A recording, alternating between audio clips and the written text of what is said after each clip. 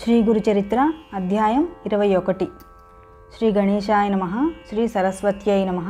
శ్రీ గురుభ్యో నమః. సిద్ధమునీంద్రుడు ఇంకా ఇలా చెప్పసాగారు. పుత్రశోకంతో ఖిన్నురాలై నదీ తీరానికి వెళ్తున్న శాంతాదేవిని సమీపించి ఆ బ్రహ్మచారి ఇలా అన్నాడు. అమ్మా, నీవు మూర్ఖంగా దుఃఖించవద్దు. ఈ జనన మరణ చక్రంలో శరీరాలు నీటి బుడగలలాగా పుట్టి నశిస్తూ ఉండడం సహజమే.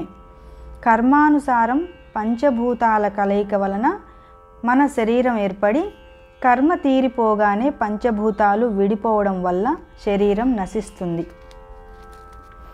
మాయకు వశులైన మానవులు తమ దేహమే తామన్న భ్రాంతిని పొంది బిడ్డ, భార్య, మిత్రుడు అనే మమకారం పెంచుకుంటారు. వారు సత్వగుణం వలన దేవత్వాన్ని, రజోగుణం వలన మానవత్వాన్ని, తమోగుణం వలన అధోగతిని పొంది కర్మఫలం అనుభవిస్తారు. ఈ సృష్టిలో ఇది ఎవరికైనా తప్పదు. అది తెలిసిన జ్ఞానులు పుట్టుక వలన సంతోషాన్ని కానీ మరణం వలన దుఃఖం కానీ పొందరు. వారి వారి కర్మలను అనుసరించి కొందరు బాల్యంలోనే మరణిస్తారు. నిజానికి శరీరము రక్తము, మాంసము మొదలైన ధాతువులతో నిండి మలినమైనది. బుద్ధిమంతులు ఇట్టి శరీరాన్ని నిత్యము ప్రియము అని భావించరు.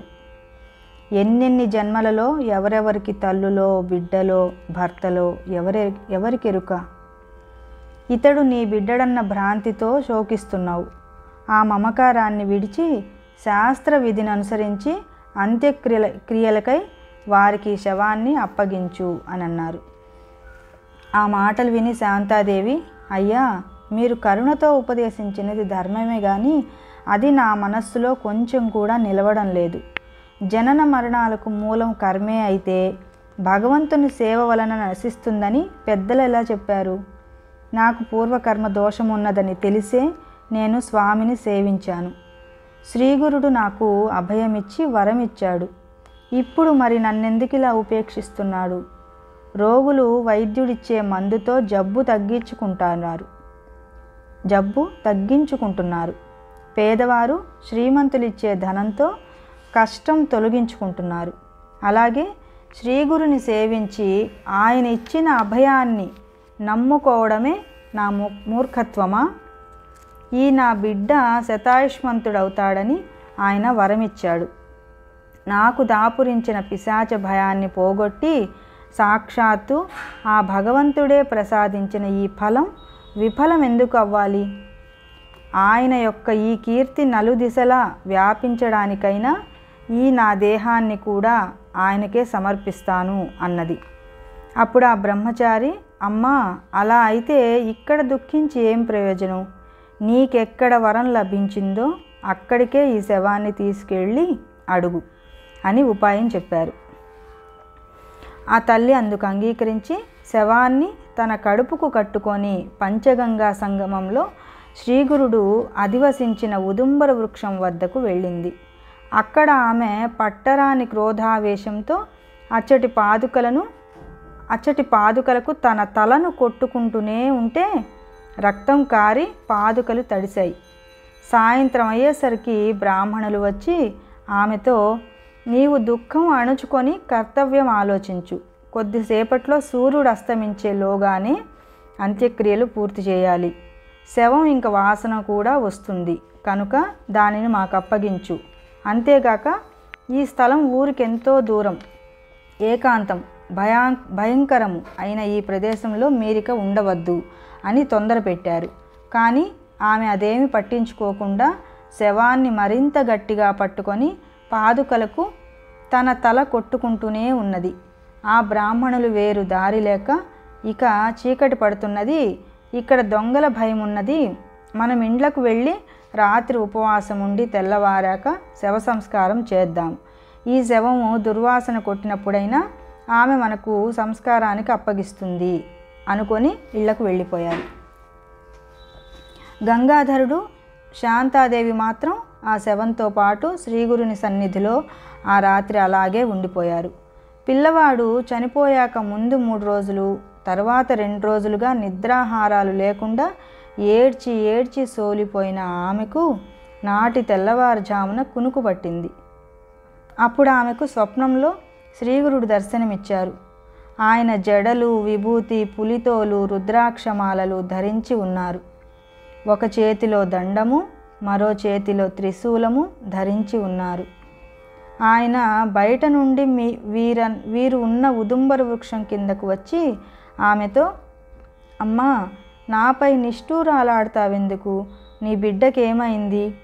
నేనిప్పుడే అతనికి వైద్యం చేస్తాను అని ఆ శవానికి విభూతి పూసి పిల్లవాని ముక్కులో గాలి ఊది, అమ్మా, నేను నీకేం అపకారం చేశాను? ఇంకా ఉపకారమే చేశాను. నీ బిడ్డ శరీరం నుండి వెడలిపోయిన ప్రాణవాయువును మళ్ళీ ప్రతిష్ఠించాను. నా మీద కష్టపెట్టుకోవద్దు, ఇక దుఃఖించకు అని చెప్పి అదృశ్యులయ్యారు. శాంతాదేవి త్రుళ్ళిపడి నిద్రలేచింది. కానీ ఇది నా పుత్ర వ్యామోహం వలన వచ్చిన కలే గాని చనిపోయిన వాడింక బ్రతుకుతాడా? నా ప్రారబ్ధం ఇలా ఉంటే శ్రీగురుడేమి చేస్తాడు అనుకున్నది. ఇంతలో పక్కనే ఉన్న శవం కదలసాగింది. ఆమె త్రాకి చూస్తే వెచ్చగా ఉన్నది. అంతలోనే ఆమెకు ఆ శరీరంలో ఏదైనా భూతం ఆవేశించి ఉందేమో అనిపించింది. భయమేసి దూరంగా వెళ్ళింది. కానీ పిల్లవాడు లేచి కూర్చుని, అమ్మా, ఆకలేస్తుంది, అన్నం పెట్టు అని ఏడుస్తూ ఆమె వద్దకొచ్చాడు. ఆమెకప్పుడు అద్భుతంగా స్తన్యం వచ్చింది.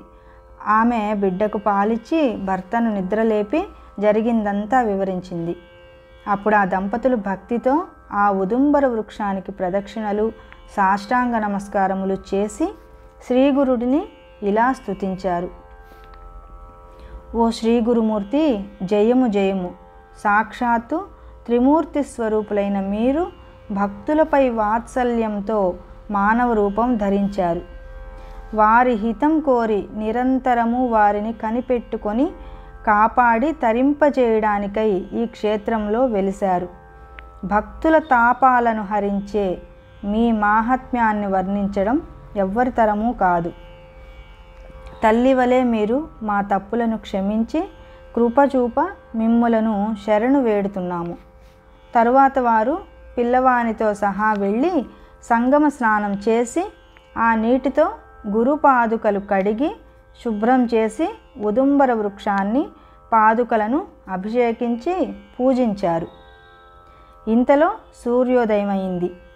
శవదహనం కోసమని గ్రామం నుండి వచ్చిన బ్రాహ్మణులు ఆ బాలుడు బ్రతికి ఉండడం చూచి ఆశ్చర్యపడి శ్రీగురు మహిమను కొనియాడారు. ఆ దంపతులు ఆనందంతో బ్రాహ్మణులకు భోజనం పెట్టారు. తరువాత ఆ పిల్లవాడు విద్యా వినయ సంపన్నుడు, దీర్ఘాయువు, భాగ్యవంతుడు అయ్యాడు. కనుక నామధారక, ఈ క్షేత్ర మహిమను వర్ణించడం ఎవరి తరమూ కాదు. అచ్చటి మేడి చెట్టు మూలంలో శ్రీగురుడు నిశ్చయంగా నిత్య నివాసం చేస్తున్నాడు. అక్కడ ఆయనను భక్తితో సేవించిన వారికి కోరినవన్నీ నెరవేరుతాయి, సందేహం లేదు. అందుకే అచ్చటి మేడి చెట్టు సాక్షాత్తు కల్పవృక్షమే. శ్రీ దత్తాయ గురవే నమః. శ్రీ శ్రీపాద శ్రీవల్లభాయ నమః. శ్రీ నృసింహ సరస్వత్యై నమః. దిగంబరా దిగంబరా శ్రీపాద వల్లభ దిగంబర, దిగంబరా దిగంబరా అవధూత చింతన దిగంబర. 21వ అధ్యాయం పారాయణ సంపూర్ణం.